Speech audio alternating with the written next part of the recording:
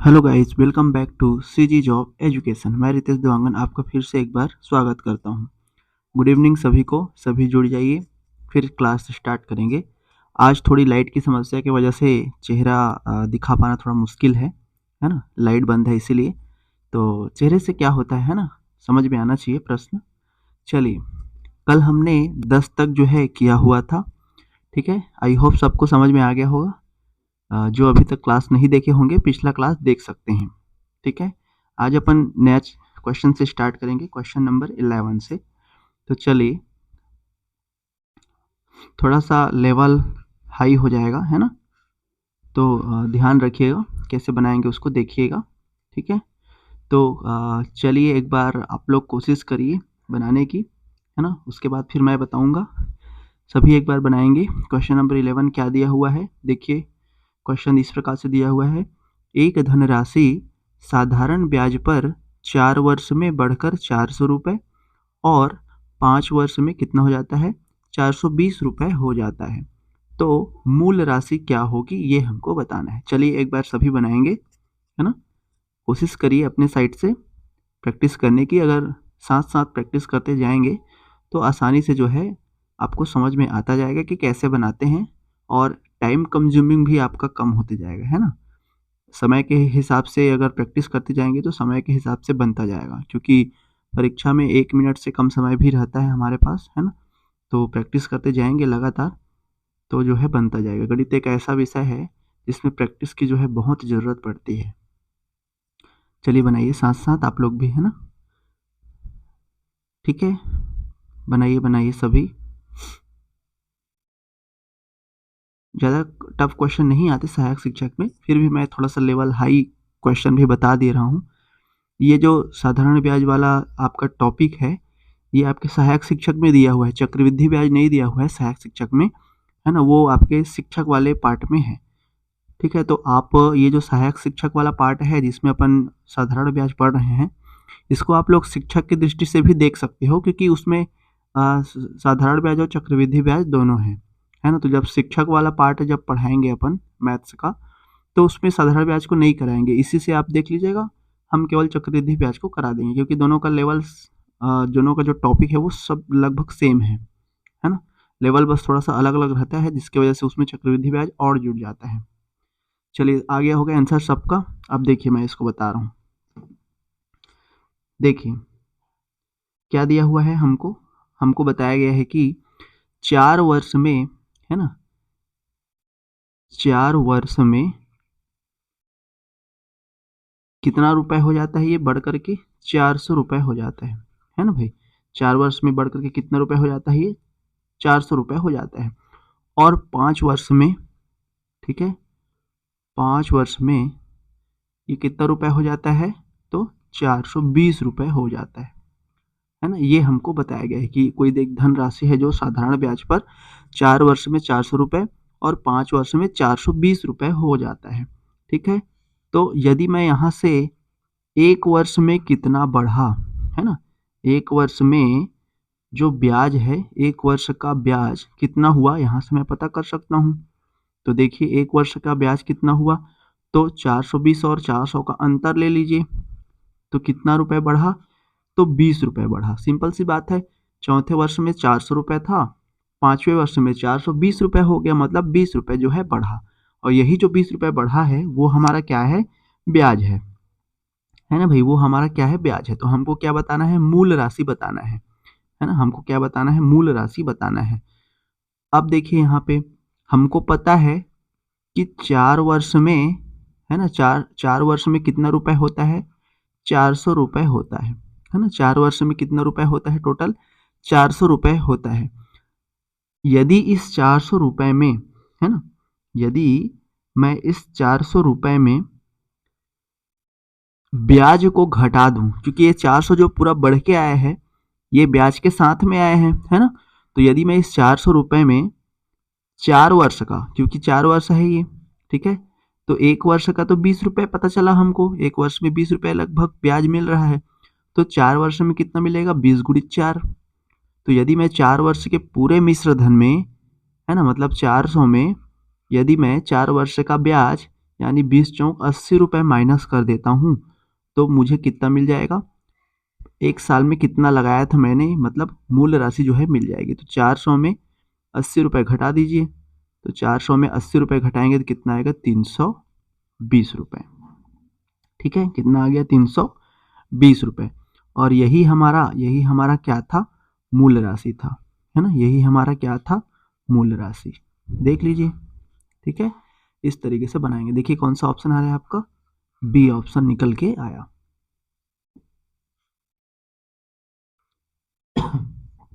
ठीक है दोस्तों, इस तरीके से अपन बनाएंगे। चलिए अब हमारा नेक्स्ट क्वेश्चन देखते हैं। देखिए क्या दिया हुआ है, अगला प्रश्न आपका, किसी धन के 7 वर्ष और 10 वर्ष के ब्याजों का अंतर 150 रुपये है। यदि ब्याज की दर 5% वार्षिक हो तो धनराशि जो है ज्ञात कीजिए। सेम है ना, लगभग उसी तरीके से बनेगा। एक बार कोशिश करिए आप लोग, नहीं बनेगा तो फिर बताता हूँ। सभी कोशिश करेंगे अपने अपने तरफ से, है ना, नहीं बनेगा तो फिर बताऊंगा।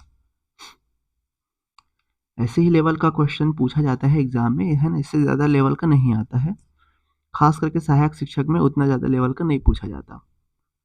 और गणित एक ऐसा विषय है कि अगर आप अच्छे से बनाते हैं तो इसी में नंबर जो है बढ़ जाता है, क्योंकि सभी को मैथ्स नहीं आता। जो अच्छे से प्रैक्टिस करते हैं वो अच्छे से बना पाते हैं। तो 30 नंबर का आएगा, जिसमें आपका 15 नंबर का पेडागोजी से संबंधित प्रश्न पूछे जाते हैं। ठीक है, और 15 नंबर का आपका न्यूमेरिकल प्रश्न पूछे जाते हैं। तो कोशिश करिए कि जो 15 नंबर का न्यूमेरिकल आ रहा है वो पूरे 15 में 15 जो है बन जाए, है ना, ताकि आपका जो नंबर का वेटेज है वो और अच्छे से हो जाए। ठीक है, चलिए इसको देखते हैं। देखिए क्या दिया हुआ है, किसी धन के 7 वर्ष और 10 वर्ष के ब्याजों का अंतर, है ना, ब्याजों का अंतर दिया है हमारा कितना, 150 रुपये। तो यहाँ से सबसे पहले लिख लेते हैं अपन। ठीक है, एक तो दिया है 7 वर्ष हमारा, ठीक है, और दूसरा क्या दिया है, दूसरा दिया है हमारा 10 वर्ष, है ना। इन दोनों के ब्याज का अंतर, ठीक है, ब्याज का अंतर मतलब 7वें वर्ष में और 10वें वर्ष में, इन दोनों वर्ष में ब्याज का अंतर कितना दिया है, 150 रुपये दिया है। मतलब 7 वर्ष और 10 वर्ष में अंतर देखूं तो 3 वर्ष, मतलब 3 वर्ष का जो ब्याज है ना, ब्याज में अंतर, यानी 3 वर्ष का जो ब्याज है वो मुझे कितना दिया है, 150 रुपये दिया है। ठीक है, 150 रुपये दिया है। मतलब यदि 1 वर्ष का ब्याज मैं यहाँ से देखूं तो 1 वर्ष का ब्याज क्या हो जाएगा, 150/3, है ना भाई, कर दो, कितना आएगा यहाँ पे, 50 आ गया। ठीक है, 50 रुपये क्या हो गया, आ गया। अब ये तो हो गया हमारा 1 वर्ष का ब्याज का अंतर। ठीक है, अब हमको बताना क्या चीज़ है, धन राशि ज्ञात करना है, मूल राशि जो है ज्ञात करना है ना, मूल राशि हमको क्या करनी है, ज्ञात करनी है। अब देखिए जरा, यहाँ से अगर मैं पूरे 7 वर्ष, क्योंकि हमको 7 वर्ष और 10 वर्ष दो चीज़ें हमको दी गई है, तो यदि मैं 1 वर्ष का ब्याज मुझे मिल गया 50, तो यदि मैं 7 वर्ष का कुल ब्याज देखूं, है ना, 7 वर्ष का यदि मैं कुल ब्याज देखूं तो 7 वर्ष में कितना ब्याज मिलेगा, तो 50 गुणित 7 यानी 350 रुपये। ये हो गया पूरे 7 वर्ष का ब्याज। अब हम एक फार्मूला जानते होंगे, है ना, क्या फार्मूला, एसआई बराबर PRT/100, ये फार्मूला सभी जानते हैं। ठीक है, तो 7 वर्ष का ब्याज हमारा कितना दिया है, 350 रुपये, 350 रुपये ब्याज हो गया। अब हमको निकालना क्या है, मूलधन, यानी P का वैल्यू निकालना है। आर हमारा कितना दिया है, 5% दिया हुआ है, ये देख लीजिए, है ना, 5% दिया हुआ है, गुणित समय 7 वर्ष का ब्याज है, ये तो 7 हो जाएगा, बटे क्या हो जाएगा, 100 हो जाएगा। अब इसको डिवाइड कर दीजिए, चलिए डिवाइड कर देते हैं। 5 से इधर कटा देंगे, 5 एकम 5, 5 सत्ते 35 और 5 शून्यम 0, फिर 7 से कटा देंगे तो 7 दहम 70। अब ये 100 बच गया और ये 10 बच गया, तो इसलिए P बराबर क्या हो जाएगा, 10 गुणित 100 कर देंगे तो 1000। ठीक है, कितना आ गया हमारा मूलधन? 1000 रुपये आ गया। देख लीजिए कौन सा ऑप्शन आ रहा है आपका, सी ऑप्शन। ठीक है, इस तरीके से बनाएंगे अपन। जैसे जैसे प्रश्न में बोला जाता है सेम वैसा ही करना है, ज़्यादा कुछ करने की जरूरत नहीं पड़ती। ठीक है, चलिए अब हम इसके बाद अगला प्रश्न देखते हैं हमारा। देखिए नेक्स्ट प्रश्न क्या दिया हुआ है। यदि किसी बैंक की प्रतिवर्ष साधारण ब्याज की दर 5% से 3.5% हो जाती है, ठीक है, तो किसी व्यक्ति की वार्षिक आय 105 रुपये कम हो जाती है। तो बताइए कि बैंक में कितने रुपए की राशि उन्होंने जमा करवाई थी। है ना, सेम है, इजी है। ठीक है, बहुत ही इजी है। एक बार कोशिश करिए आप लोग, फिर मैं बताता हूँ। सभी बनाइएगा। एक ही दो लोग का आंसर आता है ना, बाकी लोग बनाते नहीं हैं। तो प्रैक्टिस करते जाइए, अगर समझ नहीं आ रहा है तो हम बैठे हैं इधर बनाने के लिए, है ना। तो चलिए एक बार कोशिश करिए सभी, फिर मैं बताता हूँ। क्वेश्चन ही बस समझना है ना। आपको ये ध्यान नहीं देना है कि क्या सूत्र लगाऊं मैं तो आएगा ये। तो ऐसा जरूरी नहीं है कि सारे प्रश्न जो है डायरेक्ट सूत्र पे ही लगे और हमारा आंसर आ जाए, ऐसा नहीं है। प्रश्न को आपको समझना है, प्रश्न क्या बोल रहा है ना। साधारण ब्याज की दर 5% से 3.5% हो गई, मतलब घट गई। 5 से 3.5 हो गई, है ना, घट गई मतलब। तो ये जो घटा हुआ है, फिर क्या बोला है, किसी व्यक्ति की वार्षिक आय 105 रुपये कम हो जाती है। जब ये ब्याज दर कम होती है तो उसका आय भी कितना कम हो जाता है, 105 रुपये जो है कम हो जाता है। मतलब सिंपल सी बात है, जो भी अंतर ब्याज में आ रहा है वो किसके बराबर होगा, 105 रुपये के बराबर होगा। ठीक है, तो आप आसानी से निकाल सकते हो। चलो अब मैं बता रहा हूँ इसको। देखो क्या बोला गया है, ब्याज की दर 5% से 3.5% हो जाती है ना। ब्याज दर जो है 5% से घट करके कितना हो जाती है, 3.5% हो जाती है। मतलब कितने का अंतर आया ब्याज में, कितने परसेंट का अंतर आया ब्याज में, तो ब्याज में अंतर आया 1.5% का, है ना। कितने का अंतर आया, तो 1.5% का अंतर जो है आया। और ये जो 1.5% का अंतर है वो किसके बराबर है, तो उसकी जो वार्षिक आय है वो 105 रुपये कम हो जाती है।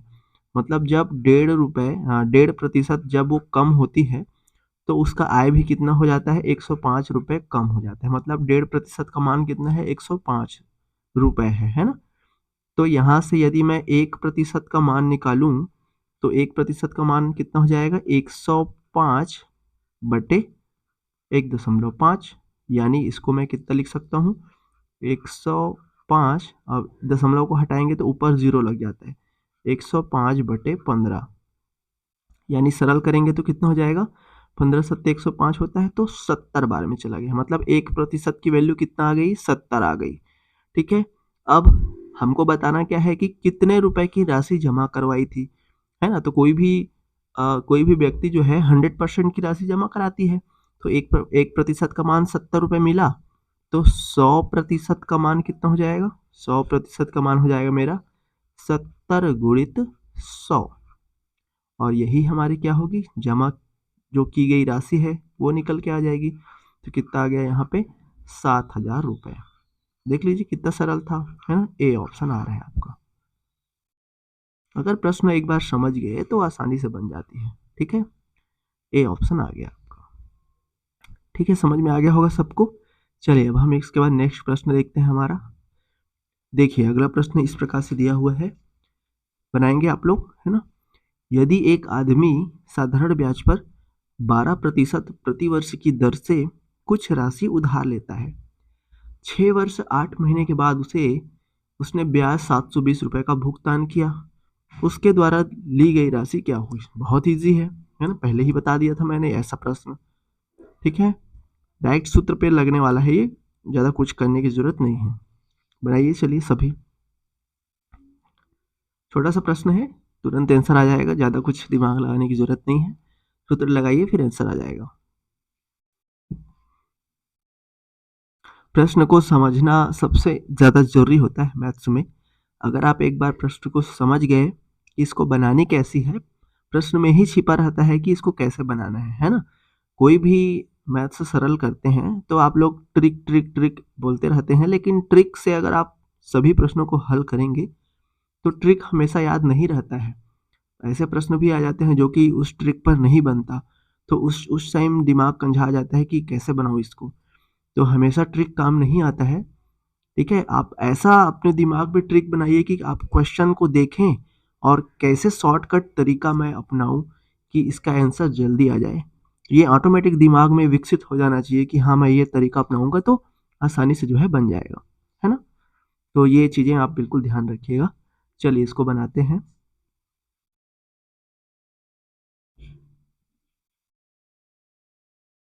देखिए, एक आदमी साधारण ब्याज पर 12% प्रति वर्ष की दर से कुछ राशि उधार लेता है, ठीक है? 6 वर्ष 8 महीने के बाद 720 रुपए का भुगतान किया, है ना भाई? उसके द्वारा ली गई राशि क्या होगी? ठीक है? ब्याज जो है कितना भुगतान किया?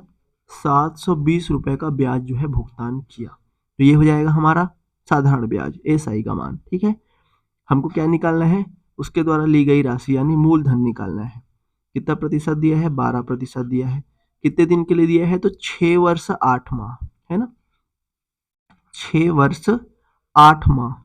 तो यदि इस पूरे को मैं माह में चेंज कर दूं, मंथ में चेंज कर दूं, तो कितना हो जाएगा? 6 वर्ष में 12 छको 72, ठीक है? 72 महीने प्लस 8 महीने और, यानी कुल कितने महीने? 80 मंथ, है ना? टोटल कितने महीने? तो 80 महीने। तो इसको मैं चेंज कर दिया, तो यहाँ से समय हो जाएगा 80/12, क्योंकि अब ये ईयर में लेते हैं अपन, तो ये 80 तो मंथ हो गए, बटे 12 कर देंगे। पूरे के बटे 100 आता है हमारा, तो ये पूरे के बटे 100 और हो जाएगा, ठीक है? अब इसको सरल कर दीजिए। देखिए बनाते हैं इसको। देखिए, यहाँ से कटा देंगे 12 छक्को 72, 12 शून्यम शून्य, है ना? एक जीरो से एक जीरो कैंसल, ठीक है? और देखिए कटेगा क्या? 2 चौक 8 और 2 छक्का 12, है ना? 2 दूने 4, 2 तिया 6, फिर यहाँ से 2 तिया 6, ऊपर में कुछ नहीं बचा, यहाँ पे बचा 300 और ये 3, तो कर दीजिए। तो यहाँ से P बराबर क्या हो जाएगा मेरा? 300 गुणित 3, मतलब P बराबर कितना निकल के आ गया? 3 तिया 9, यानी 900। तो क्या आ गया? ये 900 रुपये। देख लीजिए कितना सरल था, सूत्र में बस रखना था, है ना? ए ऑप्शन आ रहा है आपका।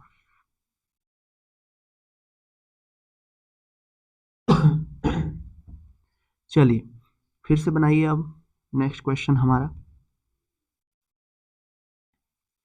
15 नंबर क्वेश्चन इस प्रकार से दिया हुआ है, यदि एक राशि पर 2 वर्ष का मिश्र धन 720 रुपए है ना, और यदि उसे 5 वर्ष के लिए और छोड़ दिया जाए तो उससे 1020 रुपये अर्जित होता है। मूलधन ज्ञात कीजिए। चलिए बनाइए।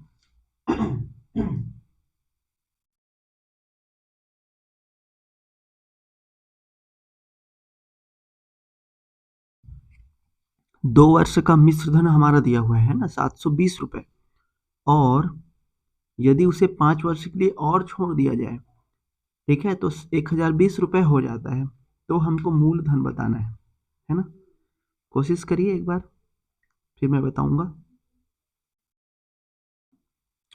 2 वर्ष का मिश्र धन हमारा दिया है और 5 वर्ष के लिए और छोड़ देने से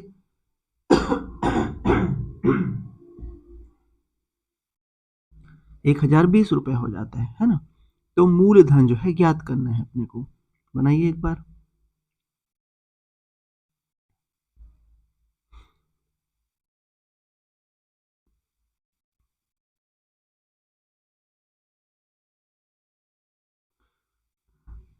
सभी लोग आंसर दिया करिए, है ना? कुछ ही लोग का आंसर आता है, बाकी लोग का नहीं आता। कोशिश किया करिए बनाने का, है ना? या अगर नहीं दे पाते हैं कोई दिक्कत नहीं है, आप लोग बाद में जाके सरल कर लिया करिए, है ना? एक बार क्लास खत्म होने के बाद अगर फिर से उसको रिवाइज करेंगे तो अच्छे से समझ में आएगा। कोई भी पॉइंट अगर छूटा रहेगा, तुरंत किसी को अगर हल करते हैं, तुरंत अगर प्रैक्टिस करते हैं पढ़ने के बाद, तो जो है दिमाग में जल्दी से आ जाता है ना। तो कोशिश किया करिए जैसे ही क्लास ख़त्म होता है आप लोग इसको एक बार रिवाइज कर लीजिए। मैथ्स एक ऐसा विषय है जिसमें जो है जितना ज़्यादा प्रैक्टिस करेंगे आपको प्रश्नों का आंसर कैसे निकाला जाता है उतने अच्छे से पता चलेगा। चलिए मैं बता रहा हूँ इसको, है ना। देखिए क्या दिया हुआ है, 2 वर्ष का मिश्र धन, है ना। 2 वर्ष का मिश्र धन यानी ए की वैल्यू हमारा कितना दिया हुआ है 720 रुपए, है ना। 2 वर्ष का मिश्र धन कितना दिया हुआ है 720 रुपए। फिर क्या बोला है, यदि उसे 5 वर्ष के लिए और छोड़ दिया जाता, है ना। यदि उसे 5 वर्ष के लिए और छोड़ दिया जाता मतलब क्या कि इसको 5 वर्ष के लिए और छोड़ दिए, है ना। 5 वर्ष के लिए और छोड़ दिए तो अभी कितना वर्ष हो गया टोटल, 7 वर्ष हो गया। ठीक है, 7 वर्ष का मिश्र धन हमारा कितना दिया हुआ है 1020 रुपए।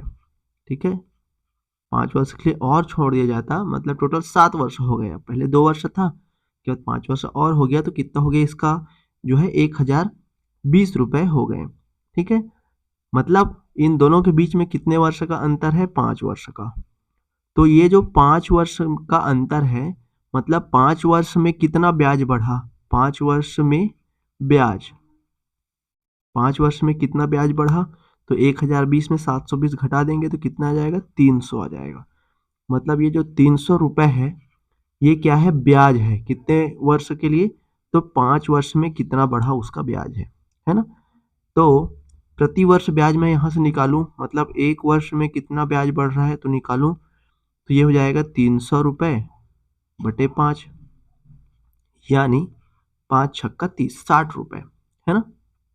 कितना रुपए बढ़ रहा है 1 वर्ष में, तो 60 रुपए जो है बढ़ रहा है। ठीक है, समझ में आ गया इतना। फिर हमको क्या बतानी थी कि मूलधन क्या होगा ये हमको बतानी थी, है ना। मूलधन क्या होगा हमको बतानी थी। हम जानते हैं 2 वर्ष में मिश्र धन, ठीक है, 2 वर्ष का जो मिश्र धन है वो कितना है हमारा 720 रुपए है। ठीक है, ये दिया हुआ था हमारा प्रश्न में 720 रुपए। तो मिश्र धन में यदि मैं 2 वर्ष का ब्याज को घटा दूं तो मेरा मूलधन मिल जाएगा, क्योंकि मिश्र धन माइनस मूलधन बराबर ब्याज होता है ना। सॉरी, मिश्र धन में यदि ब्याज को घटा दे तो मूलधन होता है ना। तो मिश्र धन 720 रुपए ये 2 वर्ष का था, तो 2 वर्ष का ब्याज कितना हो जाएगा 2 गुणित 60, है ना, क्योंकि 60 रुपए जो निकाले हैं वो 1 वर्ष का था, तो 2 वर्ष का 2 गुणित 60 हो जाएगा। तो यहाँ से 720 माइनस 6 दूनी 12, 120 हो जाएगा। तो 720 में 120 घटा दीजिए तो कितना आ गया 600 रुपए आ गया। और ये जो 600 रुपए है ये मेरा क्या हो जाएगा, पी की वैल्यू हो जाएगी, मतलब प्रारंभिक जो राशि है मूल राशि है उसकी वैल्यू हो जाएगी। तो देख लीजिए कौन सा आ रहा है, तो बी ऑप्शन आ रहा है। तो इस तरीके से बनाते हैं। ठीक है, सबको समझ में आ गया होगा, है ना। देखिए एक बार फिर से बता देता हूँ क्या क्या किए अपन। सबसे पहले 2 वर्ष का मिश्र धन 720 रुपए दिया हुआ है ना। 5 वर्ष और अगर छोड़ दिया जाए तो 1020 हो जाता है बोला है। तो 5 वर्ष और यानी 7 वर्ष का मिश्र धन हमारा हो गया 1020 रुपए। अब ये जो मिश्र धन का जो अंतर आया है यदि मैं इसको देखूं मतलब 5 वर्ष का अंतर है तो कितना रुपए 5 वर्ष में बढ़ा, तो जो भी रुपए बढ़ता है वो हमारा ब्याज होता है। तो 5 वर्ष में 300 रुपए हमारा बढ़ा मतलब 300 रुपए हमारा ब्याज हो जाएगा। तो 1 वर्ष की वैल्यू मैं निकालता हूँ तो 1 वर्ष में कितना आया है, 1 वर्ष में आया है मेरा 300, है ना। तो सॉरी 1 वर्ष में कितना आया है मेरा 300 बटे 5 यानी 60 रुपए आ गया।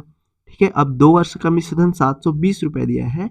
इस पूरे मिश्र धन में अगर मैं 2 वर्ष का ब्याज को घटा दूं तो मेरी जो मूल राशि है वो निकल के आ जाती है। तो 720 रुपए में क्या किया अपन, 2 वर्ष का जो ब्याज है वो घटा दिए, मतलब 120 रुपए घटा दिए, तो मेरा कितना आ गया 600 रुपए आ गया।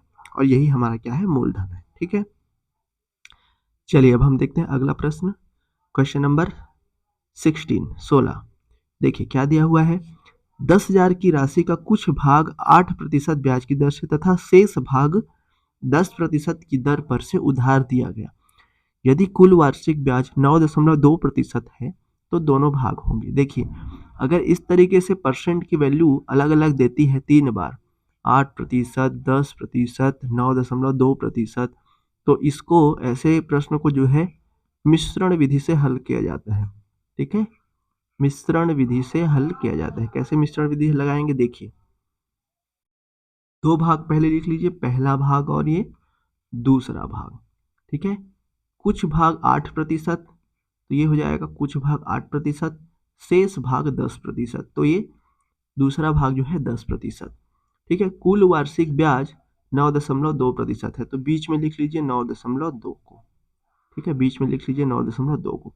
अब इन दोनों का अंतर, इन दोनों का अंतर, इन दोनों का अंतर यहाँ पे लिखेंगे और इन दोनों का अंतर यहाँ पे लिखेंगे। इस तरीके से करते हैं अपन मिश्रण विधि में।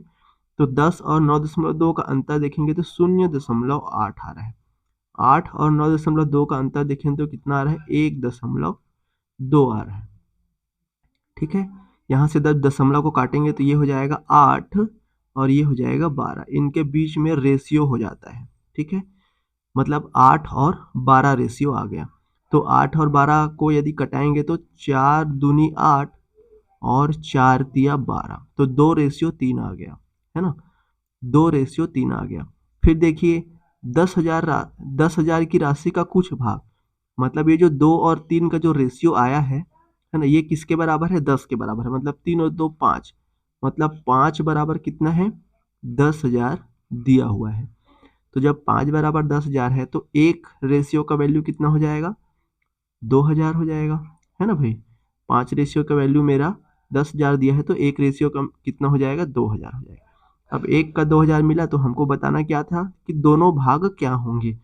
तो यहाँ से दो का, एक का जब 2,000 है तो दो का कितना हो जाएगा, 4,000 हो जाएगा। ठीक है, और 3 का वैल्यू कितना हो जाएगा, 6,000 हो जाएगा। तो इसलिए यहाँ पे दो वैल्यू निकल करके आ गई, कौन कौन सी, 4,000, 4,000 और 6,000। तो दोनों भाग हो जाएंगे 4,000 और 6,000। देख लीजिए कौन सा आ रहा है, ए ऑप्शन आ रहा है। ठीक है, तो ऐसे जो है बनाते हैं अपन। समझ में आ गया होगा सभी को। मिश्रण विधि इस तरीके से यूज किया जाता है।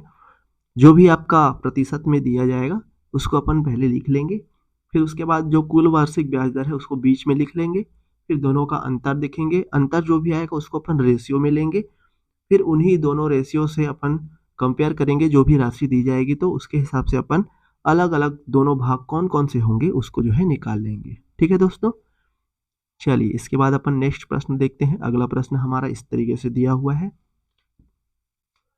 यदि ए तथा बी क्रमशः 3,000 रुपये तथा 3,200 रुपये एक ही ब्याज दर पर 2.5 वर्ष के लिए कर्ज लेते हैं, बी ने ए से 40 रुपये अधिक ब्याज दिए, तो ब्याज की दर क्या होगी। चलिए एक बार कोशिश करिए बनाने की, फिर मैं इसको बताऊंगा।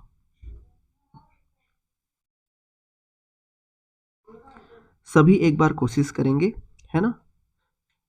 ए और बी दोनों ने 3,000 रुपये और 3,200 रुपये एक ही ब्याज दर पर 2.5 वर्ष के लिए लिए, ऐसा बोला है प्रश्न में, है ना। फिर बताया है कि बी ने ए से 40 रुपये अधिक ब्याज लिए, है ना, ब्याज दिए, तो ब्याज की दर क्या होगी। ठीक है, बहुत ही सरल है, ज़्यादा कुछ इसमें करने की जरूरत नहीं है, बस सूत्र लगाना है और आंसर आ जाएगा। ब्याज दर मतलब आर की वैल्यू हमको निकालनी है। ठीक है, चलिए मैं बता देता हूँ इसको। ए तथा बी ने क्रमशः 3,000 रुपये और 3,200 रुपये एक ही ब्याज दर पर 2.5 वर्ष के लिए लिए। ठीक है,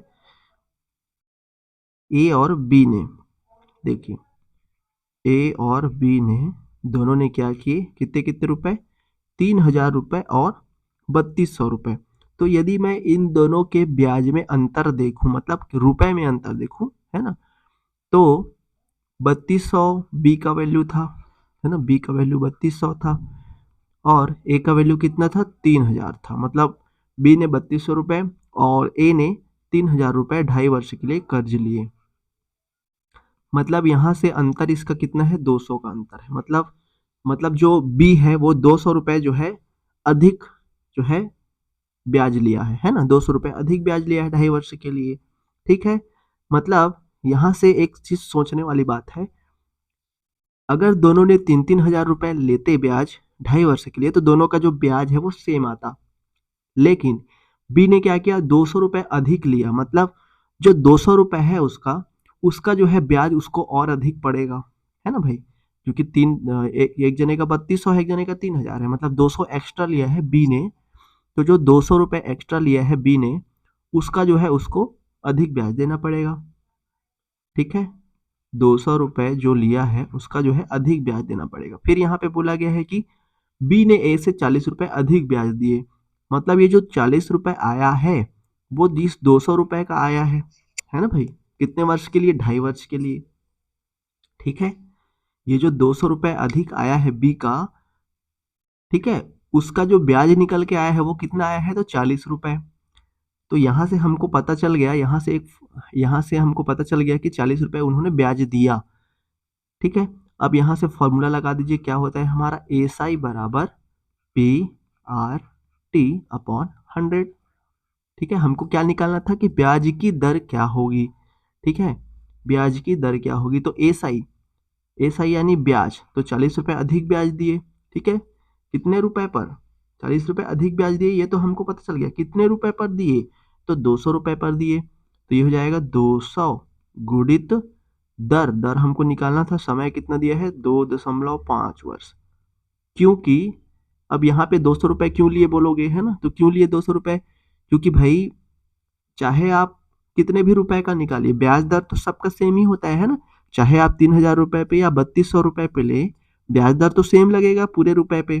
ठीक है, इसलिए जब 3000 पे वही ब्याज दर लगेगी तो 200 रुपये में भी वही ब्याज दर लगेगी, और वही ब्याज दर हमको निकालना है। इसलिए अपन जो एक्स्ट्रा वैल्यू है बस उसी का निकाल रहे हैं।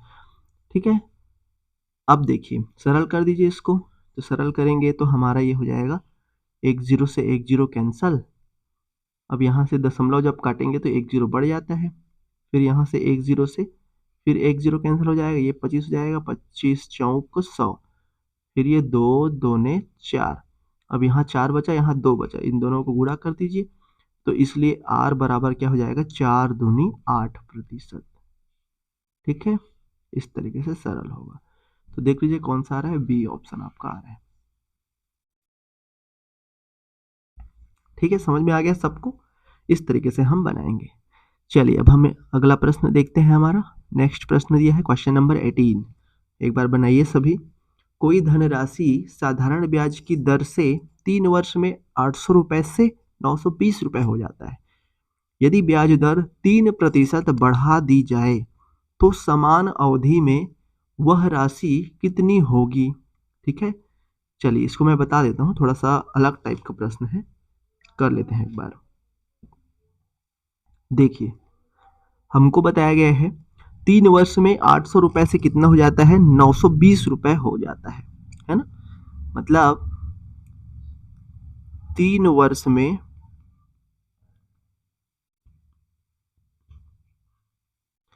3 वर्ष में कितनी बढ़ोतरी हुई, कितना बढ़ा, है ना, कितनी बढ़ोतरी हुई। तो 3 वर्ष में कितनी बढ़ोतरी हुई? पहले क्या था, ये 800 रुपये था, अब 800 से ये कितना रुपए हो गया? 920 रुपये हो गया। 800 से कितना हो गया? 920 रुपये जो है हो गया। मतलब 920 रुपये जो है ये एक्स्ट्रा हो गया, 800 से 920 हो गया। ठीक है, ब्याज की जो दर है वो कितना प्रतिशत बढ़ा है बोल रहे हैं? तो 3% बढ़ा दी जाए। ठीक है, ब्याज की दर प्रति वर्ष, है ना, ब्याज की दर कितने वर्ष जो है 3% बढ़ा दी जाए। ठीक है, ब्याज की दर 3% बढ़ा दी जाए, मतलब पहले जो भी ब्याज था अब उसमें 3% और बढ़ा देना है ना। पहले जो भी ब्याज था अब उसमें क्या करना है? 3% और बढ़ा देना है। तो यदि मैं 3 वर्ष में देखूं, 3 वर्ष में यदि मैं ब्याज को देखूं तो 3 वर्ष में ब्याज हमारा कितना परसेंट बढ़ जाएगा? टोटल कितना परसेंट बढ़ जाएगा? ठीक है, ब्याज दर 3% बढ़ा दी जाए तो 1 वर्ष में 3% बढ़ रहा है, तो 3 वर्ष में 3 3 9% बढ़ जाएगा। जो भी वैल्यू रहेगी उसमें जो है टोटल कितने प्रतिशत बढ़ जाएगी ब्याज? तो टोटल जो है 9% बढ़ जाएगी, है ना। अब देखिए हमारा वैल्यू कितना था, कितने रुपए पे ये बढ़ा है? तो पहले तो 800 रुपये था, है ना, 800 रुपये था, उसके बाद 3% बढ़ा दी जाए, है ना। 8% था पहले, उसके बाद जो है 3% बढ़ा दी जाए तो 3 वर्ष में तीन वर्ष में ये जो 8% आया था, सॉरी 800 रुपए आया था, 3 वर्ष का था ये, है ना। 3 वर्ष में ब्याज हमने कितना निकाले, अभी 9 वर्ष निकाले। ठीक है, 1 वर्ष में 3% बढ़ाना है तो 3 वर्ष में 9% बढ़ जाएगा। ठीक है, अब यहाँ से ये जो 800 रुपए है, ठीक है, इसका मैं निकाल देता हूँ 9%। ठीक है, मतलब जितना रुपए बढ़ा वो पता चल जाएगा, क्योंकि 9% बढ़ा है 3 वर्ष में, ये 800 रुपए हो गया है, मतलब जो है 9% बढ़ा है टोटल। तो 9% की वैल्यू अगर मैं निकालूं तो कितना हो जाएगा, यहाँ से 1010 कैंसिल, तो 9 8 72 रुपए, मतलब 72 रुपए टोटल जो है 3 वर्ष में बढ़े हैं, है ना। टोटल जो है 3 वर्ष में कितने बढ़े, तो 72 रुपए बढ़े, है ना। 3 वर्ष में कितने रुपए बढ़े, तो 72 रुपए बढ़े। अब देखिए जरा यहाँ पे 3 वर्ष में 800 रुपए से 920 रुपए हो जाता है। ठीक है, 3 वर्ष में कितना बढ़े निकाले अभी, तो 3% यदि बढ़ाते हैं तो 72 रुपए बढ़ता है। अब यहाँ से प्रश्न में बोला गया है कि 800 रुपए से कितना रुपए हो जाते हैं, 920 रुपए हो जाता है ना। मतलब 920 रुपए 3 वर्ष में बढ़ा, लेकिन ब्याज की दर 3% बढ़ा दी जाए और बढ़ा दी जाए, तो 3% बढ़ाएंगे तो इसका वैल्यू कितना निकाले, अभी अपन 72 निकाले, तो टोटल रुपए कितना बढ़ा, तो 920 प्लस 72 रुपए बढ़ा, कितना हो जाएगा, कर दीजिए 992 रुपए। अब क्या बताना है कि समान अवधि में वह राशि कितनी होगी, तो कितना निकल के आ गया, 992 निकल के आ गया। देखिए कौन सा आ रहा है, ए ऑप्शन आपका आ रहा है। एक बार फिर से देखिए क्या क्या किया अपन। 3 वर्ष में बढ़ोतरी कितना दिया था, 800 रुपए से 920 रुपए हो गया, ये 3 वर्ष में बढ़ोतरी हुई। ठीक है, प्रति वर्ष जो है 3% ब्याज जो है बढ़ा दिया जा रहा है ना। मतलब 3 वर्ष में कितना बढ़ा देंगे, टोटल 9% बढ़ जाएगा, 800 रुपए का 9% बढ़ जाएगा। तो 800 रुपए का 9% निकाले तो कितना आया, 72 आया। फिर इस 72, ये जो 72 रुपए आया है, ये 3 वर्ष के बाद जो बढ़ी हुई राशि है वो है। तो 3 वर्ष के बाद ऑलरेडी बढ़ी हुई राशि 920 रुपए था, और 3% बढ़ाने के बाद कितना मिला हमको, 72 रुपए और मिला। तो इसलिए दोनों को जोड़ देंगे तो हमारा जो है समान अवधि में कितनी राशि होगी, तो 992 रुपए निकल करके आई है। ठीक है, समझ में आ गया सबको। चलिए इसके बाद अपन देखते हैं अगला प्रश्न हमारा।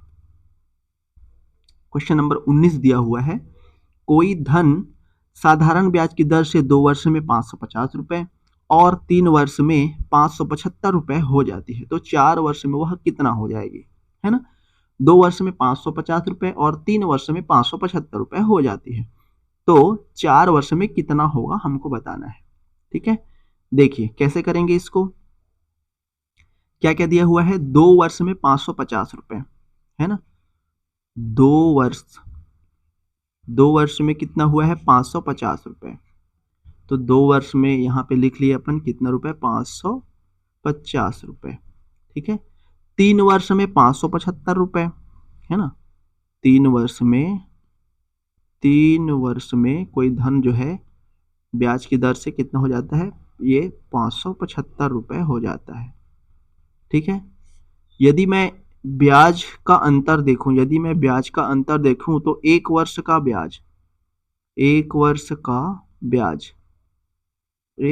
ब्याज कितना निकल के आ जाएगा, तो 550 और 575 है, मतलब कितना रुपए बढ़ा, तो 1 वर्ष में बढ़ा 25 रुपए, घटा देंगे तो 1 वर्ष में कितना बढ़ा, 25 रुपए जो है बढ़ा। अब हमको क्या निकालना था, 4 वर्ष में वह कितना हो जाएगा। हमको पता है कि 1 वर्ष में 25 रुपए बढ़ रहा है, इसलिए 4 वर्ष में कुल कितना रुपए हो जाएगा। ठीक है, तो कुल 4 वर्ष में कुल ब्याज कितना बढ़ेगा, 25। ठीक है, 25 तो ये है ही, 4 वर्ष में कुल कितना ब्याज बढ़ेगा ये हमको बताना है। ऐसे करते हैं इसको, चलिए 4 वर्ष में कितना बढ़ेगा, तो 2 वर्ष का हमको पता है कि 2 वर्ष में कितना रुपए हो जाता है, ये 550 रुपए हो जाता है, ये 2 वर्ष का है। ठीक है, प्लस हमको 2 वर्ष और बढ़ाना है, क्योंकि 4 वर्ष में कितना हो जाएगा बताना है। तो जब 2 वर्ष में 550 रुपए बढ़ रहा है, तो 4 वर्ष में 2 वर्ष का और ब्याज जुड़ जाएगा, मतलब 2 गुणित 25, क्योंकि 25 एक वर्ष का ब्याज जुड़ रहा था। ये टोटल 2 वर्ष का ब्याज है ना, ये टोटल 2 वर्ष का ब्याज प्लस मूलधन यानी मिश्र धन है। टोटल ये मिश्र धन है 2 वर्ष का। तो इस यदि मिश्र धन में मैं 2 साल का और यदि ब्याज को जोड़ दूं तो टोटल 4 वर्ष में कितना रुपए आएगा, कितना मिश्र धन होगा, ये हमको पता चल जाएगा। मतलब 550 प्लस कितना हो जाएगा, 25 दूनी 50, यानी टोटल 600 रुपए हो गया। ठीक है, टोटल 600 रुपए हो गया। देख लीजिए, सी ऑप्शन आपका आ रहा है ना। मतलब 4 वर्ष में कितना हो जाएगा, वो 600 रुपए हो जाएगा। ठीक है दोस्तों, बहुत ही सरल था, इस तरीके से बनाएंगे अपन। चलिए इसके बाद एक प्रश्न और है, हाँ ये वाला आज का आखिरी प्रश्न। देखिए क्या बोला गया है प्रश्न में, एक व्यक्ति क्रमशः 6 वर्ष, 10 वर्ष और 12 वर्ष के लिए साधारण ब्याज की दर 10, 12 और 15% वार्षिक धन पर लगाता है। यदि 3 वर्ष बाद प्रत्येक स्कीम से बराबर बराबर ब्याज मिले तो इन मूलधनों का अनुपात होगा। चलिए इसको मैं होमवर्क दे देता हूँ, आप लोग बना के आइएगा, नहीं समझ में आएगा तो मैं बता दूंगा। ठीक है, ये होमवर्क हो गया आप सभी का। इसको बना करके कमेंट बॉक्स में अपना आंसर कमेंट करिएगा, जिनका भी बन जाएगा। अनुपात निकालना है मूलधनों का, है ना, जिनका भी बन जाएगा कमेंट कर दीजिएगा। उसके बाद फिर मैं नेक्स्ट क्लास में जो है अगर नहीं बनेगा तो इसको करा दूंगा। ठीक है, चलिए आज के लिए बस इतना ही रखते हैं। आई होप मैंने जो भी साधारण ब्याज का ये प्रश्न बताया है ना, जो भी 10 प्रश्न आज अपन किए हैं और पहले किए थे, ये सारे के सारे जो है आपको अच्छे से समझ में आए होंगे और ये जो टॉपिक है वो क्लियर हुआ होगा। ठीक है, साधारण ब्याज ये आप शिक्षक में भी इसको देख सकते हैं। शिक्षक के लिए भी आप अगर तैयारी कर रहे हैं तो उसमें भी साधारण ब्याज का सिलेबस है, तो सेम है दोनों का, मैंने कंबाइन लेवल करके बता दिया है। बस जो शिक्षक वाले पार्ट है उसमें चक्रवृद्धि ब्याज और है, तो जब अपन शिक्षक वाला पार्ट पढ़ेंगे तो चक्रवृद्धि ब्याज को और करा देंगे। ठीक है दोस्तों, आज के लिए बस इतना ही रखते हैं, मिलते हैं नेक्स्ट जो है अगले एक नया टॉपिक के साथ। तब तक के लिए धन्यवाद, गुड नाइट।